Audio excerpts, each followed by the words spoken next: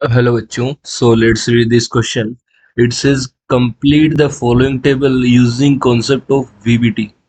Okay, so first of all हमें complex given है, इसका कोऑर्डिनेशन नंबर है 6 और कॉम्प्लेक्स का जो फॉर्मूला है वो FeS2 का whole 6 2 positive.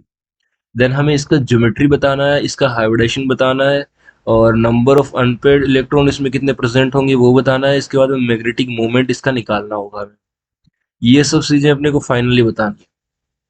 Okay, so first of all यहाँ पे जो फंडामेंटल जो की कॉन्सेप्ट यूज होने वाला है उसके बारे में थोड़ा डिस्कशन कर लेते हैं. सो यहाँ पे की कॉन्सेप्ट यूज होगा. सो देखना यहाँ पे वीबीटी के बेसिस पे अपने को बताना है. तो वीबीटी क्या बोलती है यहाँ पे? वीबीटी बोलती है कि मेटल और लिगेंड के बीच में जो कंप्लीटली बॉन्ड होता है वो कोवेलेंट होता है. वो तो एक बात है, लेकिन यहाँ पे जो हमें फंडामेंटल जो कॉन्सेप्ट लगेगा वो यहाँ पे हम लोग क्या करेंगे, मेटल की पहले ऑक्सीडेशन स्टेट निकालेंगे और उसी ऑक्सीडेशन स्टेट के अंदर उस मेटल का इलेक्ट्रॉनिक कॉन्फ़िगरेशन लिखेंगे. इलेक्ट्रॉनिक कॉन्फ़िगरेशन लिखेंगे. तो जैसे ही मेटल का इलेक्ट्रॉनिक कॉन्फ़िगरेशन हम लोग लिख देंगे वैसे ही हमें पता चल जाएगी मेटल के कौन से ऑर्बिटल खाली रहेंगे और वही जो हमारे पास जो वैकेंट ऑर्बिटल होते हैं वही हाइब्रिडाइजेशन में पार्टिसिपेट करते हैं. तो वहां से हमें हाइब्रिडाइजेशन का आइडिया लग जाएगा और हाइब्रिडाइजेशन के बाद में उसके कोरस्पॉन्डिंग ज्योमेट्री बता देंगे और नंबर ऑफ अनपेयर्ड इलेक्ट्रॉन भी वहां से इलेक्ट्रॉनिक कॉन्फ़िगरेशन से आ जाएगा. और जैसे ही नंबर ऑफ अनपेयर्ड इलेक्ट्रॉन आएगा वैसे ही हम लोग मैग्नेटिक मोमेंट निकाल लेंगे. मैग्नेटिक मोमेंट कैसे निकालते हैं? तो एक और आपको बता देता हूँ चीज कि मैग्नेटिक मोमेंट को हम लोग म्यू से डिनोट करते हैं और वो होता है n+2 सारा अंडर रूट. और ये बोहर मैग्नेटॉन यूनिट रहती है यहाँ पे जो एन होता है वो होता है number of unpaired electron. N होता है number of unpaired electron.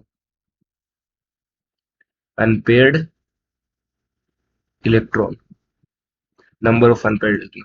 So now proceed करते हैं क्वेश्चन में. यहाँ पे इसका ऑक्सीडेशन स्टेट हमें नहीं पता तो एक्स एज्यूम कर लेते हैं. H2O जो लिगेंड होता है उस पर चार्ज जीरो रहता है तो 6 H2O की वजह से 6 × 0 रहेगा इज इक्वल टू कॉम्प्लेक्स पे चार्ज है प्लस का 2, सो इक्वल टू +2 कर देंगे. सो यहाँ से हमारे पास x का वैल्यू आ जाएगा प्लस का 2. x का वैल्यू 2 मतलब क्या हो गया, उस कॉम्प्लेक्स की ऑक्सीडेशन स्टेट 2 आ गई, सॉरी इसकी मेटल की.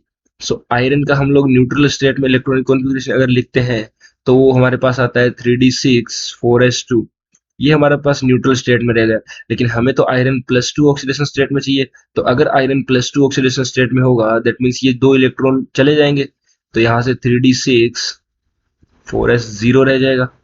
अब देखो यहाँ पे जो H2O जो लिगेंड है वो यहाँ पे वीक फील्ड लिगेंड की तरह बिहेव करेगा.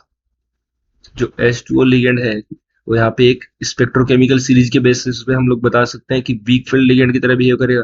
और जो वीक फील्ड लिगेंड होते हैं वो पेयरिंग यहाँ पे बिल्कुल नहीं करवाते. तो पेयरिंग तो यहाँ पे होगी नहीं, ठीक है, पेयरिंग बिल्कुल नहीं होगी. अगर पेयरिंग नहीं होगी तो यहाँ पे बस इलेक्ट्रॉन भर दो. तो देखना ये जो डी है, ये डी में देखो हमारे पास जो डी सबसेल होता है उसमें 5 ऑर्बिटल रहते हैं. तो 1 2 3 और ये 5 ऑर्बिटल हो गए, ठीक है. उसके बाद में हमें 6 इलेक्ट्रॉन भरते हैं. तो हून्स और ऑफ बाउ का जो प्रिंसिपल है वो बोलता है पहले एक एक भरो और उसके बाद में पेयरिंग स्टार्ट करो. तो यहाँ पे इसके बाद में पेयरिंग होगी. अब देखो यहाँ पे 4 अनपेयर्ड इलेक्ट्रॉन साफ साफ दिख रहे हैं तो एन का वैल्यू 4 हो जाएगा. और क्वेश्चन में हमें गिवन भी है कि एन का वैल्यू 4 है तो बिल्कुल सही है, एन का वैल्यू 4 ही होगा.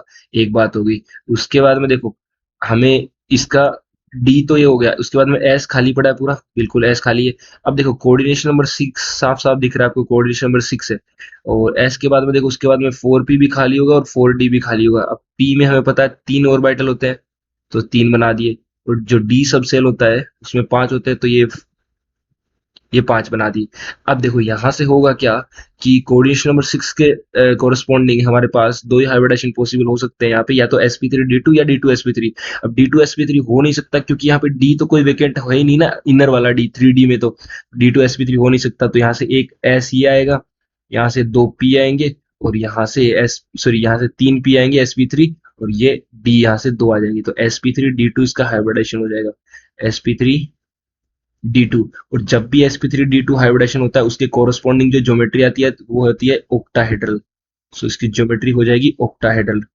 ज्योमेट्री हो गई, हाइब्रिडेशन हो गया और नंबर ऑफ अनपेयर्ड इलेक्ट्रॉन 4 हो गए. और नंबर ऑफ अनपेयर्ड इलेक्ट्रॉन 4 है तो यहाँ पे मैंने आपको बता ही दिया कि ये नंबर ऑफ अनपेयर्ड इलेक्ट्रॉन से हमें मैग्नेटिक मोमेंट निकालने का formula. So magnetic moment is equal to हो जाएगा यहाँ पे 4 इंटू में 4+2 दैट इज 6 और सारा अंडर रूट में चलेगा और इसका यूनिट जो होता है वो बोहर मैग्नेटोन रहता है.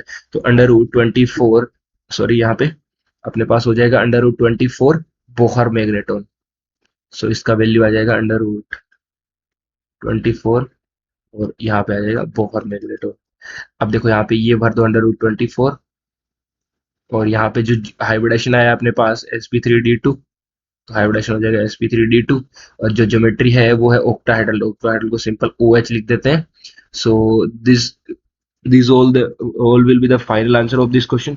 I hope you all will understand it very well. Thank you very much. All the best.